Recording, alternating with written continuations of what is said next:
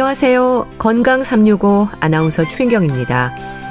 우리 몸의 여러 가지 신진대사와 관련된 질환들이 동반되는 위험 증상, 대사증후군입니다. 원인은 확실치 않지만 가장 큰 문제로 인슐린 저항성이 지적되기도 하는데요. 뱃살의 위험, 특히 내장 지방을 경계해야 한다는 게 전문의들의 조언입니다. 대사증후군, 우리 일상의 생활 습관을 잘 살펴볼 필요가 있다고 하는데요. 건강 365 오늘은 대사증후군에 대해서 알아보고요. 건강을 위해서는 먹는 일도 중요한데요. 골고루 고르게 섭취되는 영양소, 특히 6가지 식품군에 대해서도 살펴보겠습니다. 건강 365 규현의 깊은 밤을 날아서 듣고 시작하겠습니다. 건강검진에서 대사증후군 단계 또는 대사증후군입니다. 이런 말을 들으면 어떠세요? 대사증후군이라는 말이 어려워서일까요? 건강의 위험으로 이어질 수 있다는 생각을 얼른 하지 못하는 경우가 많습니다. 대사증후군, 증후군이라는 이름이 붙은 걸 보면 질환까지는 아니라는 건가 싶기도 한데요. 연세대 강남 세브란스병원 내분비내과의 안철우 교수와 함께합니다. 교수님 안녕하세요. 네, 안녕하십니까. 네, 교수님, 당뇨병을 얘기할 때 흔히 국민병이라는 말을 하는데요. 대사증후군의 위험도 그렇다고 들었습니다. 대사증후군 진단을 받는 분들이 그만큼 많다는 얘기인 걸까요? 예, 그렇습니다. 당뇨병도 지금 국민병이라고 하고 굉장히 유병률이 많지만 대사증후군은 그거보다 훨씬 더 많거든요. 네. 왜냐하면 대사증후군이라는 그 개념 자체가 당뇨병보다도 더 포괄적이고 더 예방적인 의미가 있기 때문에 그렇다고 볼 수가 있는데요. 네.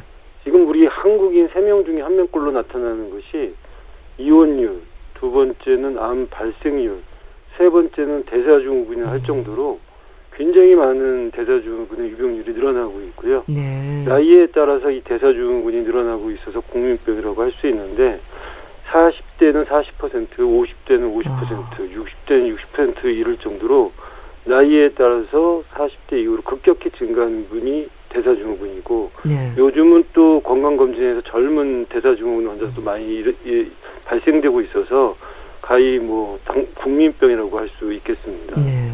그렇게 대사증후군이 늘어나는 이유가 뭘까요? 아무래도 이제 그 첫 번째는 서구화된 식단과 그다음에 운동 부족, 그다음에 세 번째는 스트레스가 또 대사증후군의 굉장히 중요한 위험 요소이고요. 스트레스가요? 네 번째는 불면증, 수면 부족 이런 것들이 지금 현대의 대사증후군이 급격히 증가하는 원인이라고 할 수 있겠습니다. 네. 일단 이 대사증후군이라는 이름이 좀 어렵습니다. 대사에 문제가 생긴다는 거죠? 그렇죠. 대사 그러면 우리가 사명대사니 서산대사 이런 스님들 얘기를 하는 게 아니고 네. 우리가 말하자면 신진대사 얘기거든요. 예. 결국은 이제 이 대사증후군이라는 게 대사적인 문제가 생겨서 건강치 않고 여러 가지 질병이 생긴다는 건데요. 이런 대사증후군이 생기면은 여러 가지 이제 혈관 합병증들이 생기기 때문에 크게는 우리가 대사증후군이라고 하지만 네. 실제적으로는 혈관병이라고 할 수 있겠습니다. 그러니까 당뇨병, 고혈압, 고지혈증, 뇌졸중, 심근경색, 협심증 이렇게 나이 들수록 조금씩 부담이 커지는 질환들의 위험을 말하는 거네요. 그렇죠. 우리가 흔히 대사증후군을 성인병의 종합센터다라고 얘기할 정도로 한꺼번에 동시다발적으로 당뇨병 또는 고혈압 또는 고지혈증 이런 것들이 막 생기는 게 바로 대사증후군이죠. 그럼 대사증후군은 그나마 다행으로 봐야 될까요? 그러니까 질환의 위험을 알리는 일단 경고의 시간인 거죠. 그렇죠. 이게 이제 사실은 어떻게 보면 우리한테는 이 폭풍 전야 같은 얘기일 수도 있지만 어떻게 보면 또 우리한테는 이게 질병이 생길 수 있다는 경고고요. 이럴 때 우리가 이 빨간색 신호등이 켜지기 전에 노란색 신호등일 때 미리 이제 더 심각한 상태가 되지 않도록 예방할 수 있는 우리한테는 또 좋은 기회일 수도 있는 거죠. 그럼 대사증후군의 증상이라는 건 없겠네요. 내분비나 심혈관, 뇌혈관 질환들의 위험을 높이는 단계인 거지 않습니까? 그래서 강조가 되는 게 관리의 중요성인 걸까요?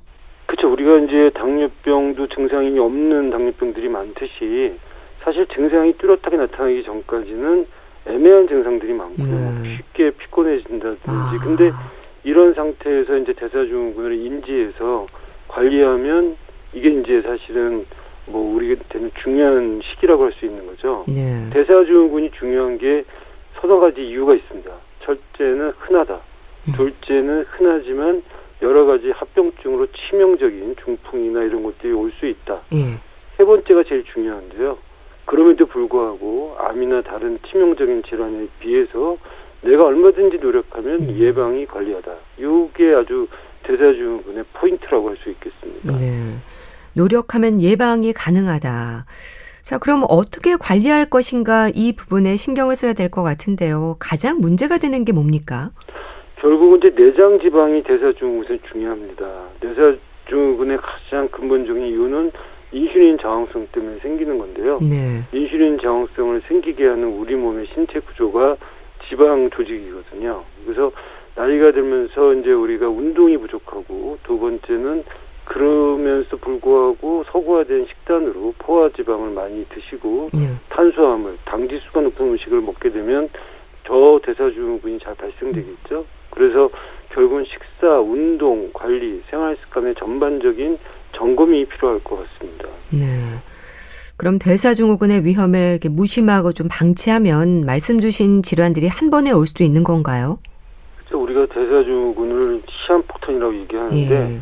결국은 내 몸속에 갖고 있는 폭탄이 언제 터질지 모르는 거죠. 그래서 이런 위험 신호가 왔을 때 간과하지 않고 잘 관리하지 않으면 한꺼번에 이제 뭐 당뇨병이 이제 생기고 또 중풍이 생기고 협심증이 생기고 이런 무시무시한 질환들이 한꺼번에 동시다발적으로 올 수 있게 됩니다.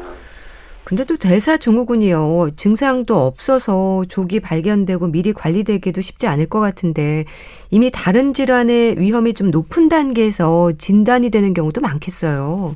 그러니까요. 사실 대사증후군은 미리만 알 수 있으면 좋은데 네. 대부분 사람들이 어떤 질병이 생기고 나서 그다음에 이제 보니까 대사증후군이었다.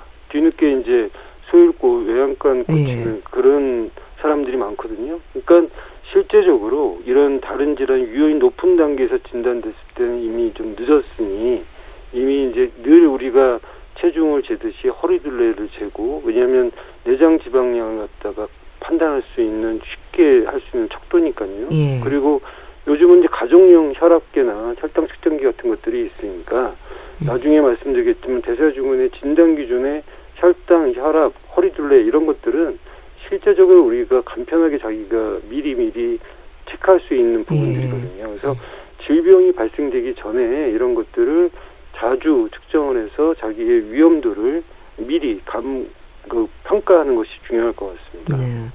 대사증후군과 암 발생 위험은 어떻습니까? 연관이 있다고 들었는데요. 그렇죠. 모든 암이 다 그런 건 아니고요. 아까 제가 대사증후군이 인슐린 저항성이 주 원인이라고 말씀드렸는데 예. 암 중에서도 인슐린 저항성 때문에 생기는 암이 있습니다. 여성들의 유방암이라든지 대장암이라든지 남성들의 전립선암이라든지 이런 것들은 인슐린 저항성이 올라가면 암 발생률이 높아지거든요. 네. 그래서 대사증후군이 아까 얘기했던 대사적으로 생기는 성인병 말고도 암까지도 또 더 나아가서는 치매까지도요? 예, 대사증후군의 합병증이다. 저희는 그렇게 보고 있습니다. 네. 참 여러 가지로 위험하네요. 그렇다면은 이 대사증후군이 아직 병은 아니지만 질환으로 생각을 해야 조심할 수 있지 않을까 싶은데 건강검진에서 어떤 수치들에 조금씩 민감해야 할까요?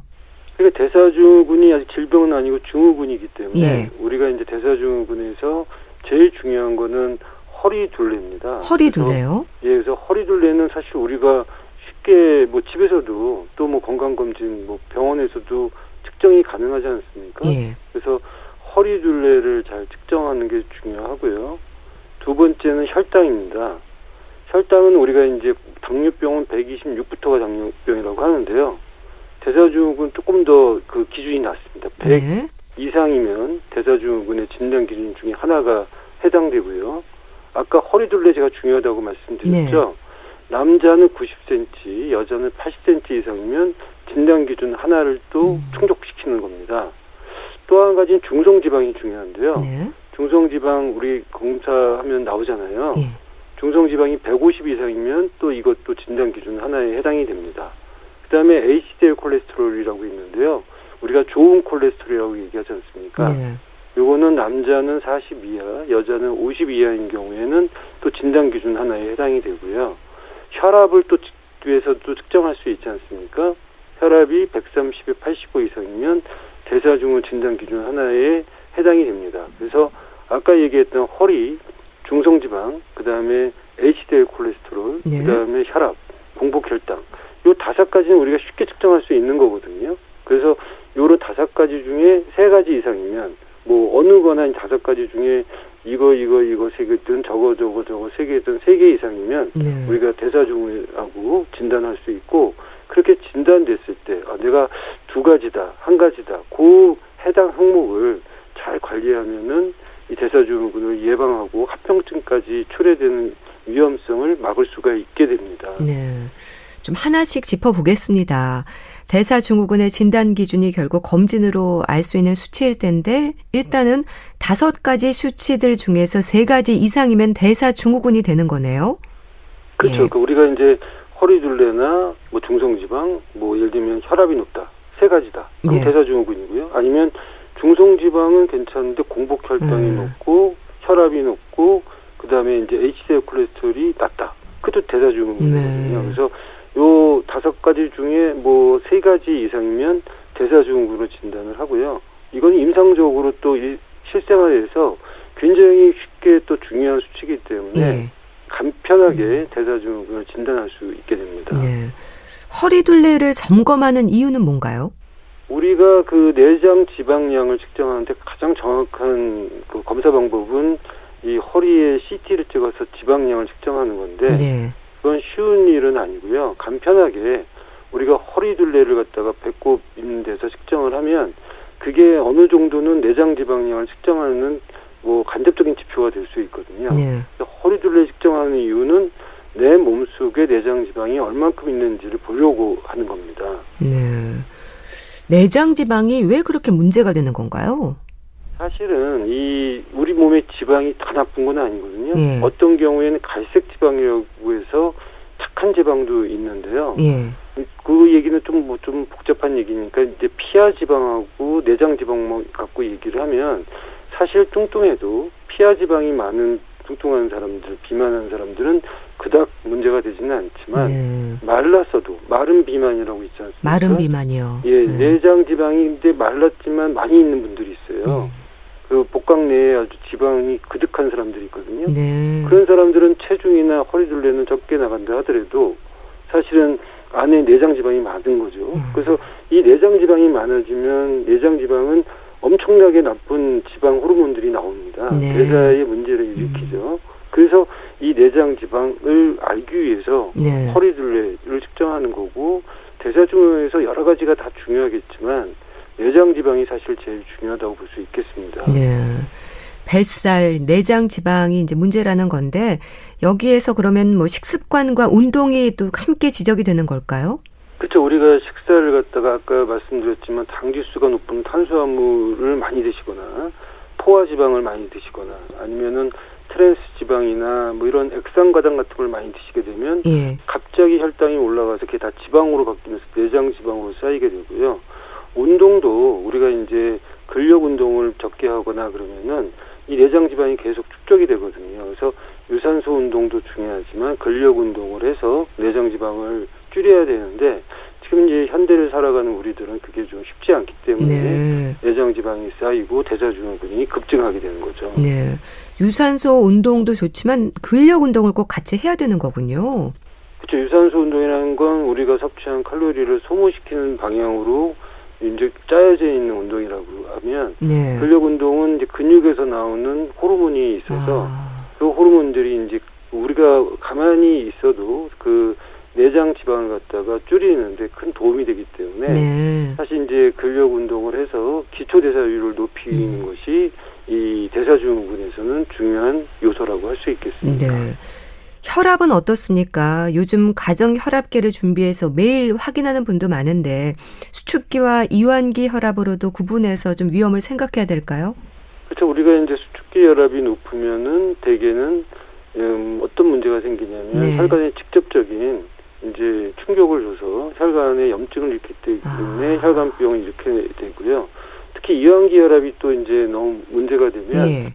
이 관상동맥 쪽에 문제가 돼서 심장 쪽에 문제가 되기 때문에 수축기 이항기 혈압을 다 재보고 그 차이가 또 40 이상 많이 나면은 그게 이제 또 맥압의 차이가 있다고 그래서 그것도 문제가 되거든요. 그래서 수축기 이항기 혈압을 다 재서 그게 130에 85의 이상인 경우에는 우리가 이제 혈압이 있다고 보고 대사증후군의 진단 기준으로 이제 그거를 추가하게 되겠습니다.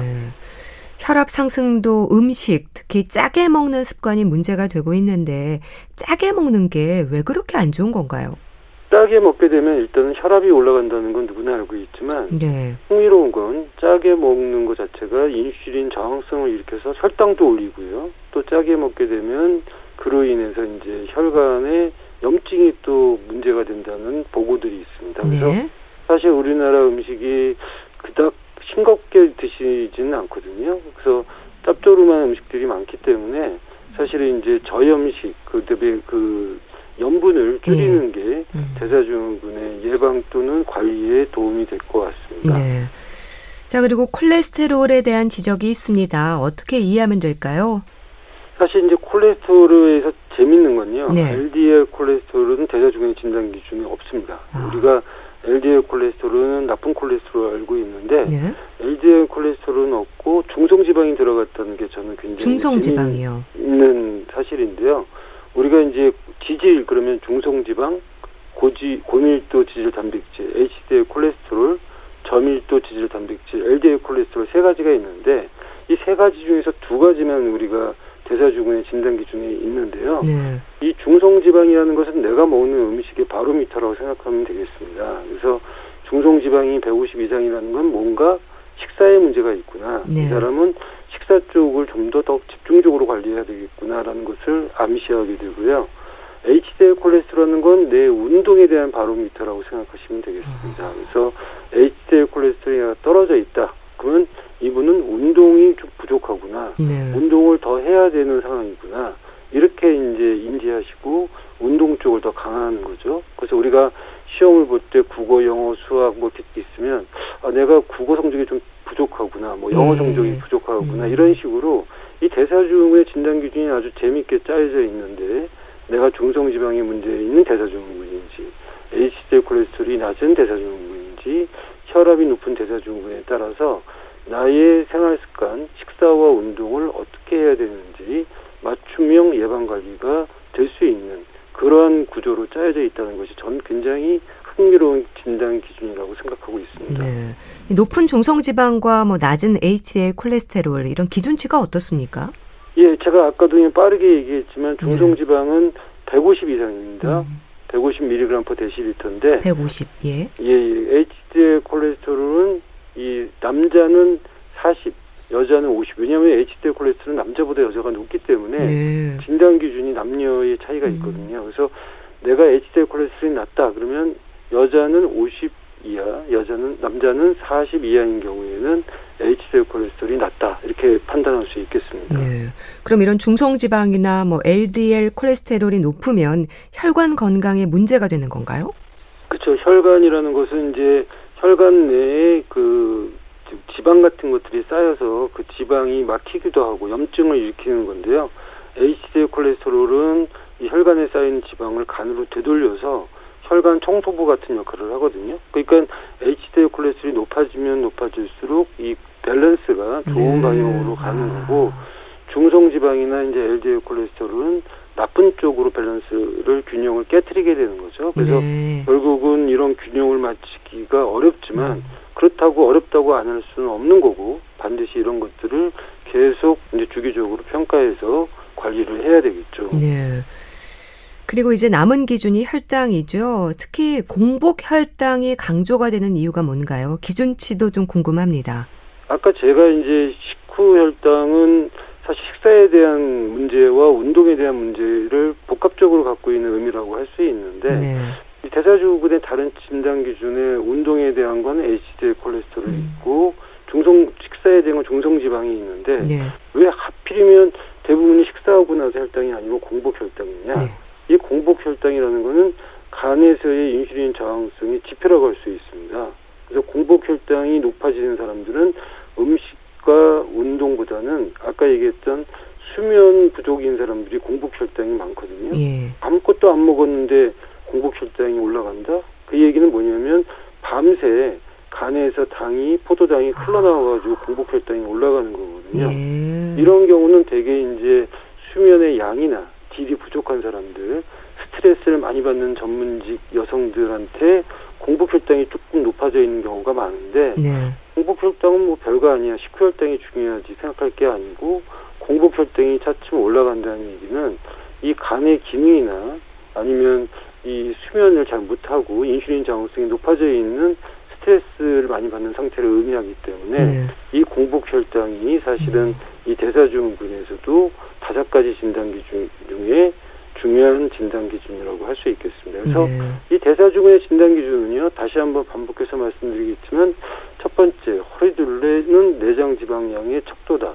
중성지방은 식사에 대한 내가 얼만큼 잘하고 있는지에 대한 성적표다. HDL 콜레스테롤은 운동에 대한 성적표라고 할 수 있고요. 네. 고혈압은 내가 얼마나 짜게 먹고 내 자신이 이런 뭐 스트레스나 뭐 이런 것도 있겠지만 그거에 대한 지표라고 할 수 있고 공복혈당은 대사증후군의 원인 중에 하나인 불면증, 수면에 대한 질이 떨어지는 거에 대한 지표라고 돼서 전반적인 한 인간의 생활 습관의 어떤 성적표라고 할 수 있겠습니다. 네.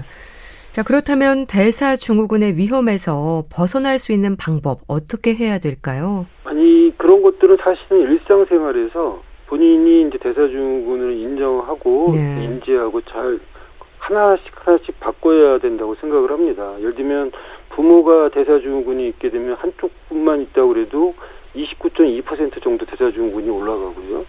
양쪽 부모가 다 있으면 53.9%. 이 얘기는 뭐냐면 부모님이 대사증후군이 있는지 없는지에 대해서 더 이거를 조심을 해야 되고 나이가 들어가면 대사증후군이 높아진다고 그랬지 않습니까? 나이가 들수록 대사증후군이 생겨서 거미형 인간이 되는 사람들이 많거든요. 근데 그런 사람들은 이 나이가 들면 들수록 대사증후군을 조심해야 될 거고 예를 들면 우리가 의자만 바꿔도요. 이 체중이라든지 대사증후군의 문제가 해결이 되는 경우가 많습니다. 그래서 너무 푹신한 의자보다는 딱딱한 의자를 한다든지 네. 뭐 1시간, 2시간 이상 너무 오랫동안 앉아서 작업하다기보다는 중간에 한 번씩 일어서 주는 것만으로도 대사증후군이 관리가 되는 거죠. 그래서 너무 내용이 방대하고 또 너무 세세할 수는 있겠지만 제가 강조하는 거는 이 대사증후군을 일상생활에 하나씩 바꿔나가는 것만으로도 대사증후군이 예방, 관리될 수 있다는 거고요. 식사도 한꺼번에 다 바꾸려고 하지 말고요. 처음에는 하루에 3번 규칙적인 식사부터 시작을 해서 식물성 기름을 좀 많이 드시고 뭐 동물성 지방을 줄인다든지 잡곡을 주로 식사를 하신다든지 아니면 뭐 단순당의 음식을 줄인다든지 이런 식으로 하나씩 내 생활 전체를 뜯어 고쳐야지만이 실제적으로 대사증후군을 예방하고 관리할 수 있고요. 네. 운동도 한 번에 뭐 주말에 몰아서 등산하고 그러는 게 아니라 하루에 30분 이상은 꼭 한다. 일주일에 5번은 꼭 한다.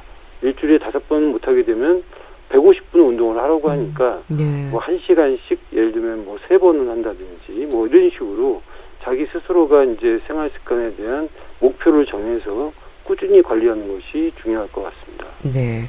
그러니까 대사증후군입니다. 또는 대사증후군의 단계입니다. 이런 진단을 받아도 말씀 주신 것처럼 생활 습관에 신경을 쓰면 위험에서 좀 벗어날 수 있는 거겠죠? 그렇죠. 당연히 할 수 있습니다. 그래서 대사증후군이 중요한 거고요. 네. 대사증후군이 중요한 건 아까 얘기했던 대로 흔하고 두 번째는 치명적인 합병증이 올 수 있지만 세 번째는 우리가 판도라의 상태처럼 희망적인 메시지인데 대사증후군은 내가 노력하기에 따라서 다시 원상복구할 수 있다. 그게 가장 중요한 대사증후군의 임상적 의미라고 할 수 있겠습니다. 네, 알겠습니다. 자, 말씀은 잘 들었습니다. 오늘은 대사증후군에 대해서 알아봤는데요. 연세대 강남 세브란스병원 내분비내과의 안철우 교수와 함께했습니다. 감사합니다. 네, 감사합니다.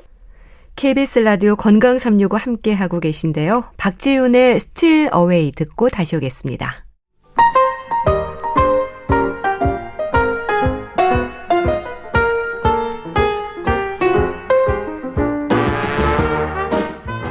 건강한 하루의 시작. KBS 라디오 건강365 최윤경 아나운서의 진행입니다.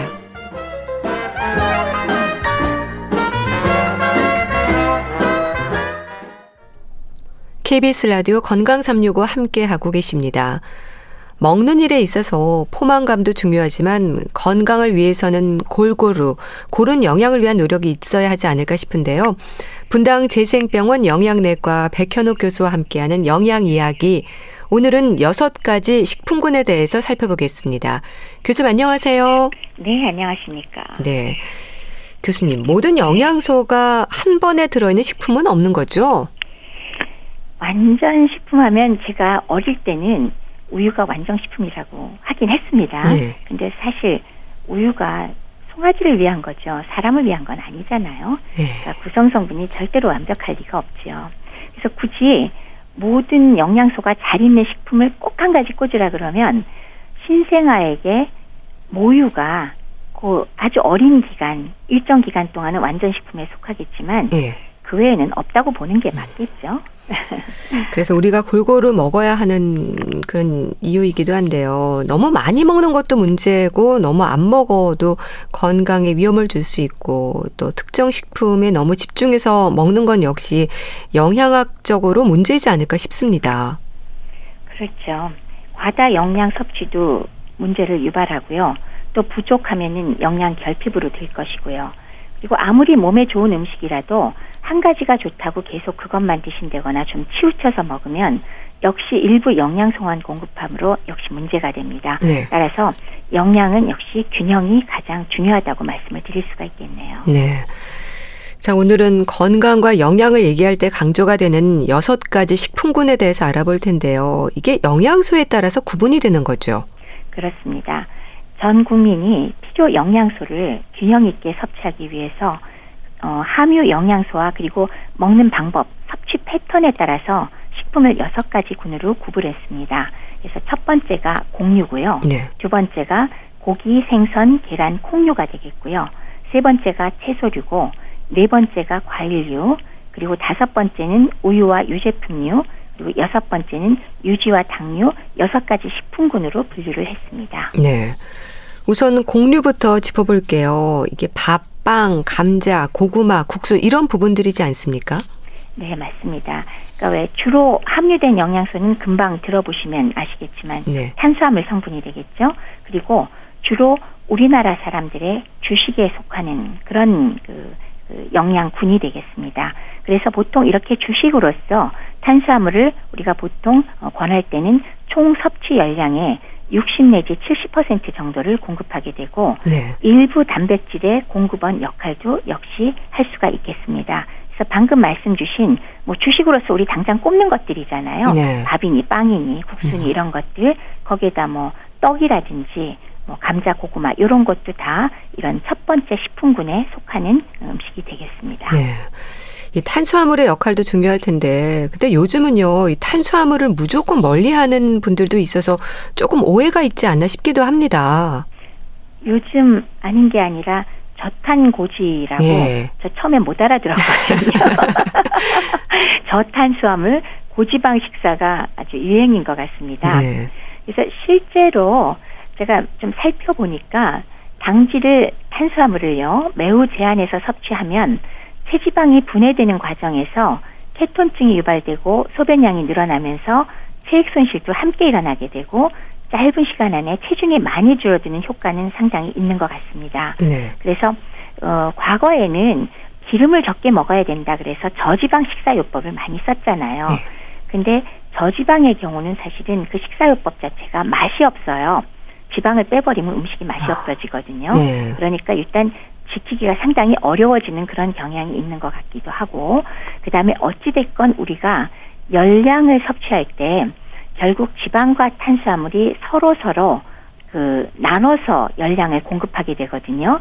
결국 지방량을 줄이면 탄수화물 양이 많아지고, 그 다음에 탄수화물 양을 줄이면 지방량이 많아지는 게 있기 때문에 기존의 전통적인 저지방 식사를 아무리 해도 도대체가 별로 효과가 시원치가 않은 거예요. 열량만 줄였다 뿐이지. 네. 그래서 그것에 비한다면 이런 소위 저탄수화물 식사는 그 전통적인 저지방 식사요법에 비해서는 초기의 체중 감량 효과는 훨씬 두드러지는 것 같습니다. 그리고 허리둘레도 감소하고 혈압도 좀 떨어지는 것 같고 혈당도 떨어지는 것 같은 그런 지표 개선에는 단기간에는 효과적이라고 제시되는 것 같아요. 근데 요새 아주 극단적으로 저당질, 즉 탄수화물 제로 식사가 단기적으로는 효과가 있지만 장기적으로 보니까 오히려 대사가 변화하면서 동맥경화증의 발생 위험이 있음을 시사하는 것도 있어서 그렇군요. 완전히 안심할 수는 없는 것 같습니다. 그리고 역시 장기간 진행을 했을 때 고지방과 함께 단백질 섭취가 올라가기 때문에 네. 신장 기능도 망가질 수 있고요. 또 칼슘이 손실되면서 골절이 잘 생길 수 있고 대장암이나 우울증 같은 다양한 부작용 발생 위험이 있으니까 역시 이런 점도 염두에 두셔야 될 것 같습니다. 네. 즉 장기는 아직은 좀 위험스럽지 않을까 하는 생각입니다. 네. 밥을 먹어야 뇌에도 좋다는 말을 또 하는데요. 그래서 아침밥은 꼭 먹는 게 좋다고 강조가 됩니다. 근데 아침밥을 챙겨 먹는 게 중요한가요? 우리 몸에는 생체 시계가 존재하는데요. 예. 그걸 조절하는 핵심이 뇌잖아요. 근데 아시는 것처럼 뇌의 에너지원은 전부 다 탄수화물입니다. 글루코즈입니다. 그래서 식사를 통해서 전달하는 혈당의 양이 바로 뇌 기능을 좌우한다고 말할 수도 있겠습니다. 예. 그래서 우리가 실험을 여러 가지 연구 결과를 실험도 해보고 했는데 아침 식사를 한 분들이 학습 능력과 기억력과 집중력이 높아지는 걸 볼 수 있었는데요. 실제 우리나라 것 중에는 왜 2002년도에 농촌진흥청에서 아주 재밌게 연구를 했더라고요. 예. 대학생을 대상으로 아침 식사와 그 대학생들의 수능 성적 간의 관계를 조사해봤어요. 그랬더니 매일 아침 식사를 했다고 응답한 학생들이 아침 식사를 하지 않는다라고 대답한 학생들보다 평균 점수가 20점이나 높았던 거 있죠. 그렇군요. 상당히 차이가 나더라고요. 예. 또 그것만이 아니고요. 미국의 하버드 의대에서 역시 연구한 내용도 아침 식사를 규칙적으로 하는 학생들이 숫자 암기력하고 언어 구사력이 훨씬 더 높았다고 합니다.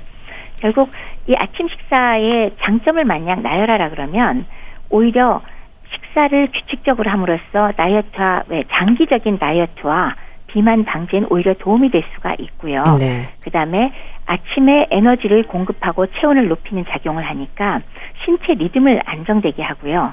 그리고 당뇨병도 장기적인 조절 방침으로는 규칙적인 식사가 더 낫기 때문에 오히려 아침 식사를 하는 사람들이 인슐린 농도의 변화나 혈당의 농도 변화가 더 적은 것 같다라는 그런 보고들이 있습니다. 네. 자, 그리고 또 하나의 식품군 단백질입니다. 고기, 생선, 계란, 콩, 육류부터 시작해서 어패류의 콩류까지 다양한데요. 단백질이 왜 중요할까요?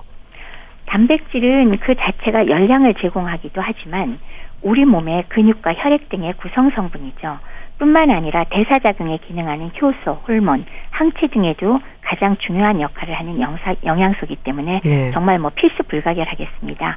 근데 만약 단백질이 부족하면 이런 기능 등을 못하게 되겠죠. 호르몬의 기능이 떨어지고요. 병에 대한 면역 기능도 떨어지고 또 피로감이 쉽게 느껴지고 스트레스에 적응을 못하니까 건강상 여러 가지 문제가 발생하게 되겠죠. 네. 근데 모든 연령층에서 중요하겠지만 노인들에게는 특히 어떨까요? 단백질 부족과 같은 문제들이 많다는 지적도 있던데요. 네. 65세 이상 노인의 상당수가 단백질 섭취가 실제로 부족합니다. 예.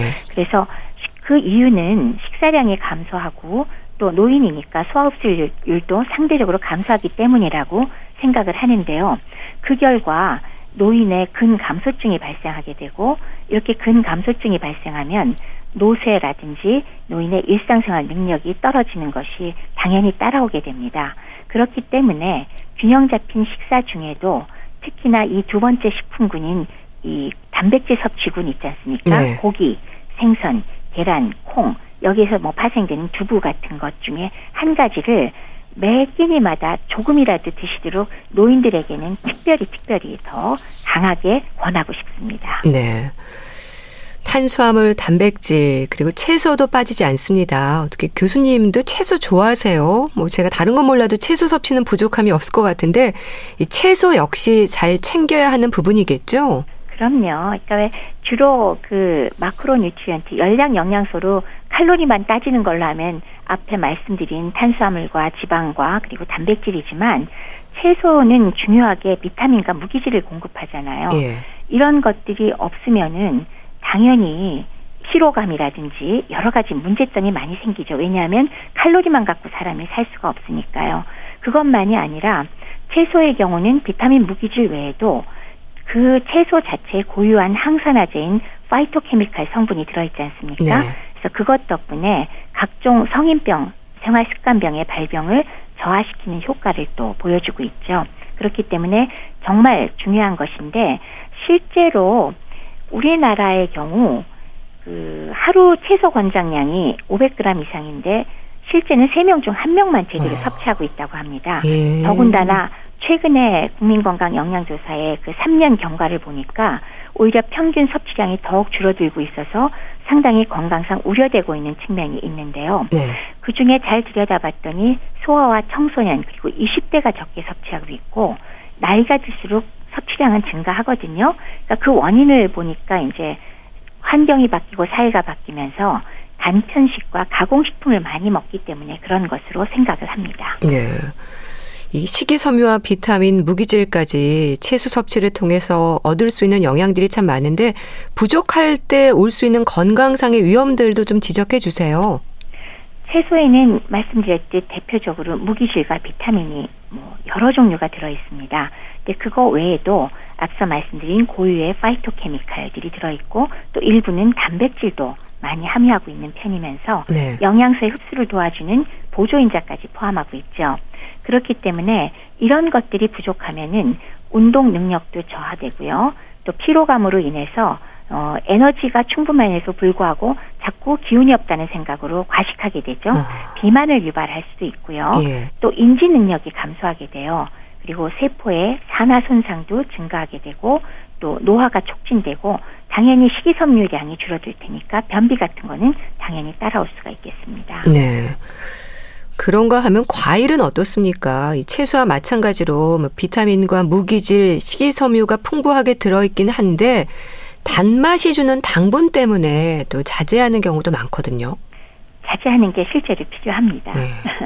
과일에도 역시 비타민, 무기질, 당질, 섬유질 다 들어있지만은 그 채소에 비해서 포도당과 과당 형태의 단맛이 많이 들어가 있죠. 네. 그런데 그 중에서도 이 과당은 조금 문제가 있습니다.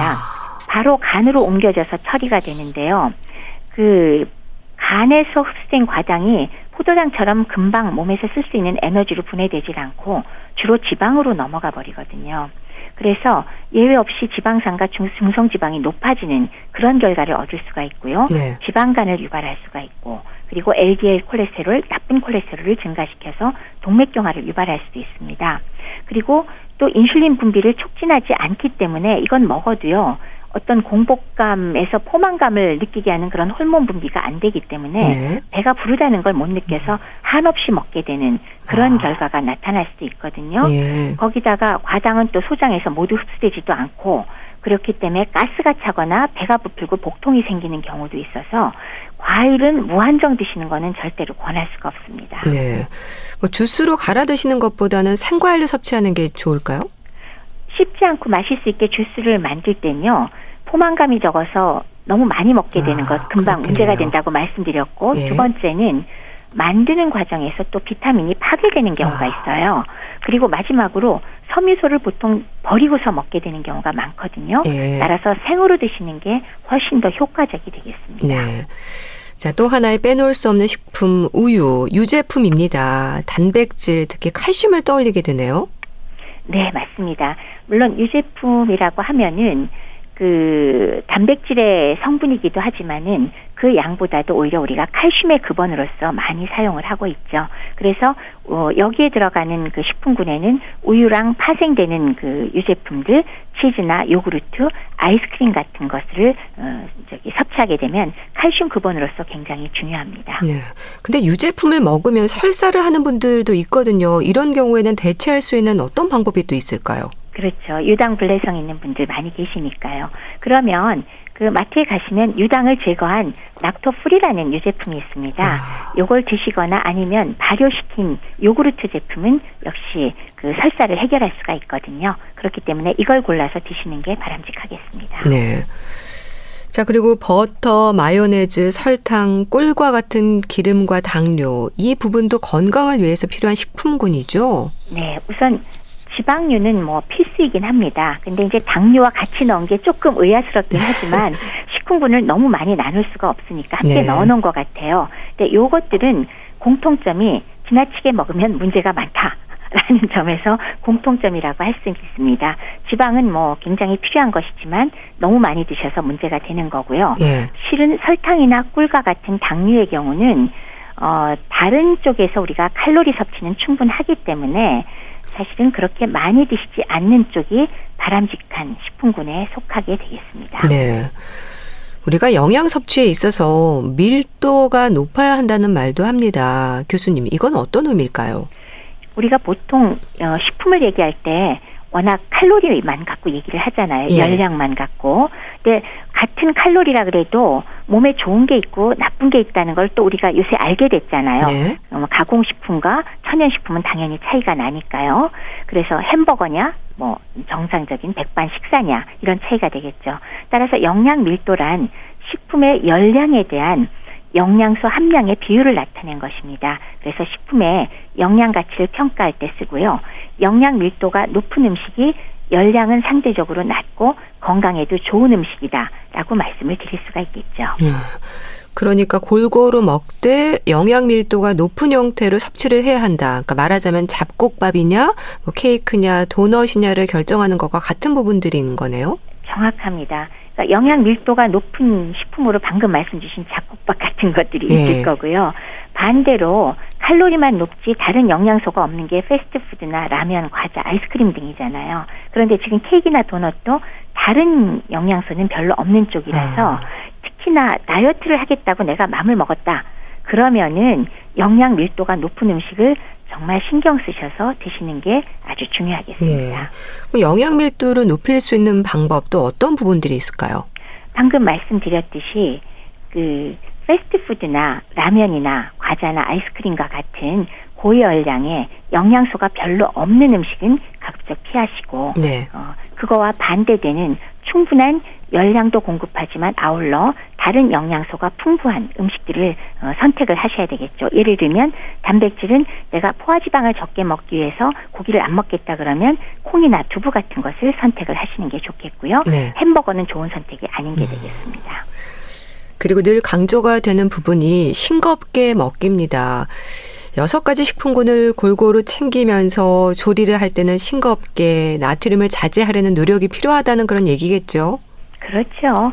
나트륨이야 물론 없어서도 안 되는 물질이지만은 과다하면 잘 아시는 것처럼 고혈압, 심혈관계 그리고 뇌혈관계 질환을 유발하게 되고요. 콩팥도 망가뜨릴 수 있고 위암 등을 유발할 수도 있습니다. 네. 근데 특히나 우리나라 식사 습관이 나트륨을 상당히 많이 섭취하는 경향이 있지 않습니까? 따라서 나트륨 저감 운동이 완전히 범사회적으로 지금 진행되고 있고 실제로 다 같이 적게 섭취하려는 노력이 절실합니다. 네. 근데 솔직히 자극적인 게 좀 맛은 있잖아요. 짜게 그럼요. 먹는 게 왜 그렇게 안 좋을까요? 짜게 먹으면 말씀드렸다시피 일단 혈압이 높아지는 건 분명한 것 같아요. 예. 그리고 제가 했던 농진청과 함께 했던 연구에서도 우리나라 식품을 선택을 했을 때, 전통식품을 선택했을 때 다른 지표들은 다 그 서양식의 그 음식에 비해서 훨씬 더 좋은 결과가 나오는데요. 다만 혈압에 관한 한은 전통 식단이 혈압이 약간 높은 경향이 나오더라고요. 네. 그래서 이렇게 고혈압과 관련되는 여러 가지 질환과 또 짜게 먹는 것 자체가 위를 자극하니까 당연히 위암 발병률이 높은 것도 관계가 있었거든요. 그렇기 때문에 당연히 건강에 좋지 않고요. 그렇기 때문에 피해야 되겠죠. 예. 우리가 국을 좀 드시는 게 근데 나트륨 섭취를 높인다는 얘기가 많은데 국물보다는 그런 건더기 위주로 먹는 게 좋은 건가요? 건더기 위주로 먹는 게 물론 좋지요. 예. 근데 거기다가 왜 이제 짜다 그래서 네. 그냥 물만 한 컵 부어서 국물을 싱겁게 해서 다 잡수시면 예. 총 나트륨 양은 똑같잖아요. 아, 그렇네요. 그런 의미에서 사실은 저도 국에 국물을 참 좋아해요. 예. 그렇긴 한데 만약에 그 나트륨을 저감한다는 것에서 우리나라 전통 식단에서 가장 나트륨을 많이 제공하는 그 군이 한 가지는 좀 억울하지만 김치고요. 아. 하나는 국의 국물입니다. 네. 그래서 국에서는 건더기를 주로 드시고 국물은 가급적 조금만 드시고요. 네. 그리고 김치의 경우는 사실은 다 같이 조금 더 염분을 낮추면서 맛있게 담그는 방법을 좀 전문가들이 연구를 해주시는 게 필요하지 않을까 하고 생각을 합니다. 네, 알겠습니다. 자, 말씀 잘 들었습니다. 오늘은 6가지 식품군에 대해서 살펴봤는데요. 분당 재생병원 영양내과 백현욱 교수와 함께했습니다. 감사합니다. 네, 감사합니다. 임재범의 너를 위해 보내드리면서 인사드릴게요. 건강365 아나운서 최인경이었습니다. 고맙습니다.